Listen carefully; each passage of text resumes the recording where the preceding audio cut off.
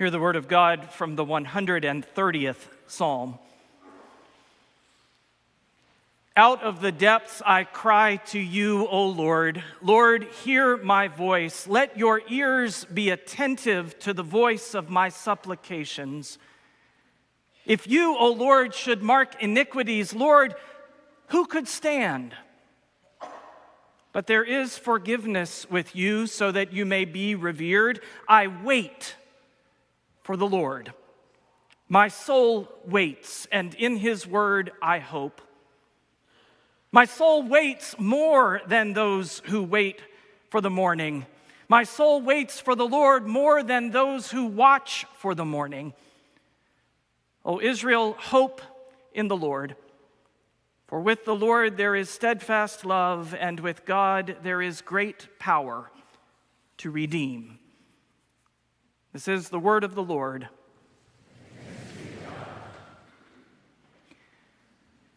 De profundis. The psalmist is writing from the abyss. Out of the depths I cry to you, Lord, hear my voice. This is a desperate, ragged cry flung toward a God who may or may not be listening. This is prayer, stripped of everything but tears. This season, we've been living in the shadows.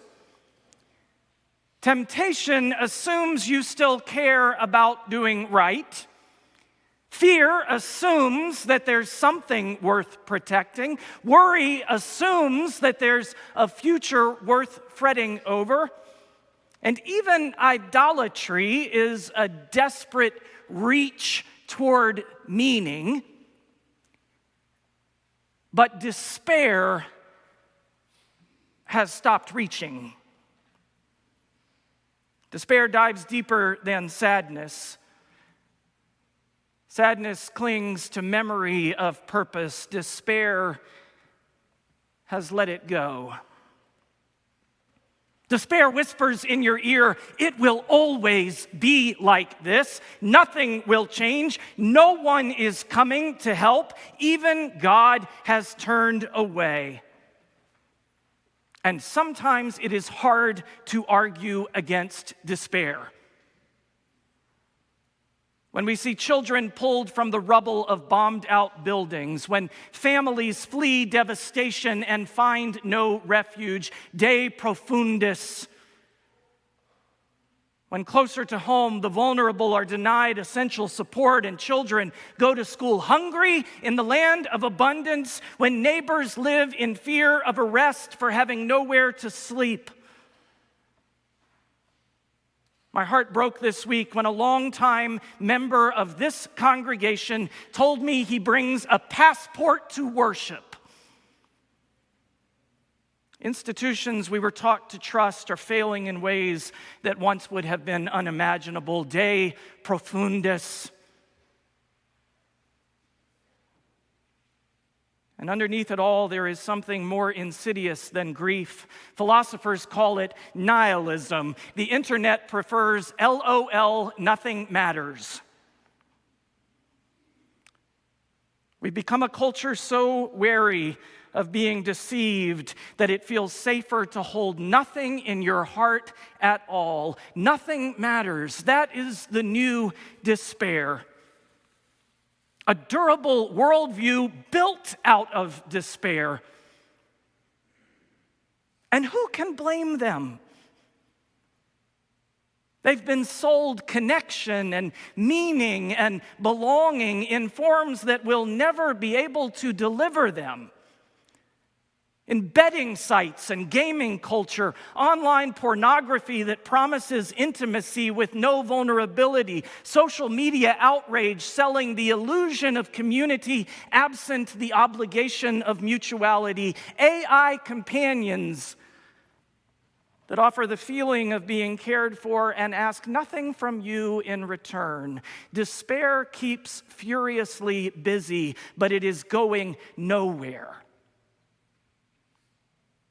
Perhaps you've heard the term synthetic relationships. engineered to feel a little bit like hope, but there is nothing there. And it is killing us.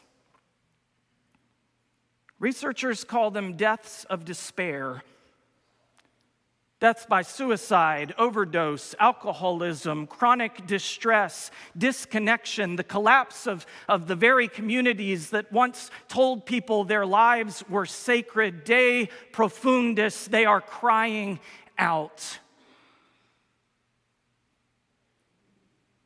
Somewhere, a teenager sits alone in the darkness. The screen offers the only light visible in the room. The algorithm is learning where he lingers to feed him more. He finds a community not of belonging, but of a kind of shared rage, of despair, a place where violence is celebrated, archived, turned into iconography. This teen is not being recruited into an ideology. He's being confirmed in a feeling he already has that nothing matters anyway. No one sees me. And the only way to be remembered is to do something unforgettable, and acts of violence always make the news. De profundis, he is crying out, and the darkness answers every time. Will we?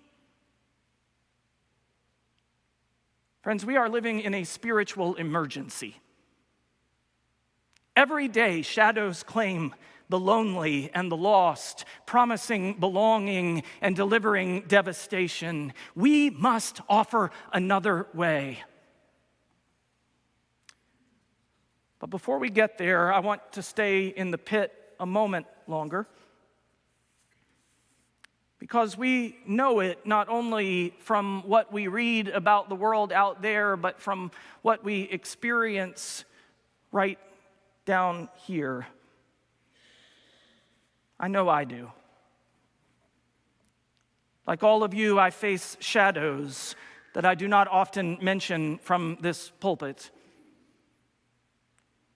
I look at the world careening toward techno-dystopia and meanness, and I wonder whether I'm offering anything more than a whisper into a hurricane. The contempt is so loud, the resentment is so deep-seated, the violence so constant, the disruption so relentless. Some days preaching feels less like courage and more like rearranging the furniture while the house is on fire. And there are children inside. I think of my own sons. In the middle of the night, I dread the world they will inherit. I wonder what we can do to make it more bearable, more human. But there are no answers to these nightmares. De profundis, out of the depths I cry to you, O Lord. Hear my voice. The prayer of the psalmist belongs to us all. These words belong to the child in the rubble, to the exhausted soul running out of reasons, to the one who has done everything right and cannot explain why it all feels so hollow. The psalmist's prayer belongs to us all, and then the psalm shifts. If you kept a record of sins, Lord, who could stand? But with you there is forgiveness. Don't miss that. The one we cry to from the depths is not keeping score on us. Forgiveness is not an afterthought for our God. It is buried deep in the ground of divine being. And so the psalmist can sing, I wait for the Lord. My soul waits more than those who watch for the morning. Wait. Wait, what? We don't wait. Not us, not anymore. We refresh. We scroll. We increase the speed to 2x, or is that just me? Waiting feels like wasted time when you can fast forward through the commercials, but the psalm suggests a vigil. You scan the horizon, desperately looking for the first hint of sunrise. Or maybe you lie awake to hear your teenager open the door in the middle of the night. Or perhaps you keep watch at the bedside of a dying parent. Or you pace the waiting room floor while the surgery drags on hour after hour. Maybe you keep the phone close and pray for that one phone call that will signal safety. You stay at your post. You keep vigil. You watch because you know the one you are waiting to see, the one who gives your waiting purpose. Wait for the Lord. Maybe you remember when Jesus kept his eyes open.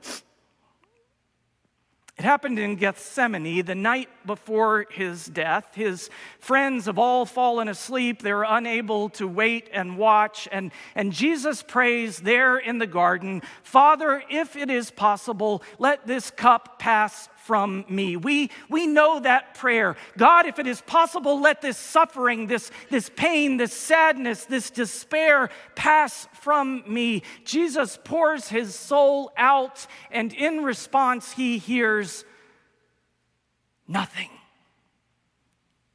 Silence. He prays again, "Father, if it is possible, let this cup pass." Same words, same silence. The next day from the cross, he cries the words of Psalm 22, my God, why have you forsaken me? De profundis, the Son of God is in the abyss. So listen to me. God is not waiting for you to climb out. God is there with you. Hope in the Lord. It's a verb, a decision to defy despair. Václav Havel called it an orientation of the spirit, a direction you choose before the destination is known. That's hope. I run nearly every morning, and having heard that fact, you might assume that I love it. I don't. At least not at first. Almost any runner can tell you the first mile is not a pleasure, it's a negotiation. Everything in you wants to stop, to go back inside, to wait until I feel like it, but I never feel like it. And so you go anyway. And somewhere around the second mile, something shifts. Not always, but often enough to get you up tomorrow morning. I think that's what hope looks like. I think hope is a decision made before the evidence supports it. I think hope is the action that precedes the emotion. Hope is not optimism. Optimism is vibes. The vague affirmation that things will probably work out, maybe not. Hope compels action. Back in 2017, Maggie Smith wrote a poem that went viral.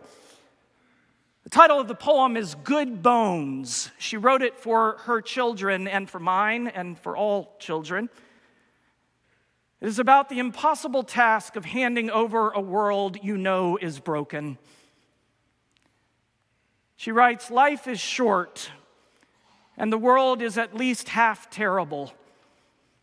And for every kind stranger, there is one who would break you. Though I keep this from my children, I am trying to sell them the world. So like a realtor walking through a real dump, The poet points to the good bones. The poet closes, "This place could be beautiful, right? You could make this place beautiful."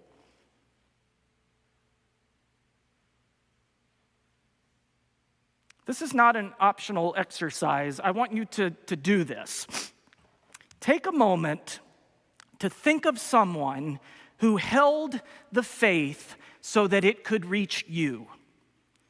Someone in your life who prayed you into faith. Someone who loved you enough to pass on the word of life that has a claim on your life. Who in your life is that person?